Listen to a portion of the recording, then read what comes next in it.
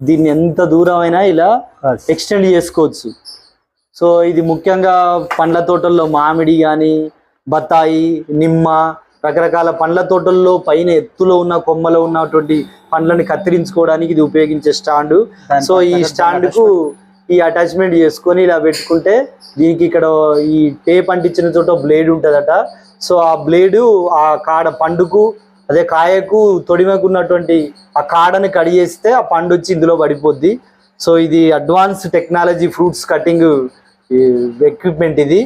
So ఇదైతే నాకు చాలా ఎక్సలెంట్ నచ్చింది ఫ్రెండ్స్. అట్నే ఈ అటాచ్మెంట్ చేసుకోవచ్చు. సో ఇదంతా మనం కలుపు తీసుకోవడానికి ఇందులో రకరకాల అటాచ్మెంట్స్ ఉన్నాయి. ఇది కూడా ఇవన్నీ కలుపులు తీసుకోవడానికి ఇవైతే చాలా నాకైతే ఎక్సలెంట్గా నచ్చాయి ఫ్రెండ్స్.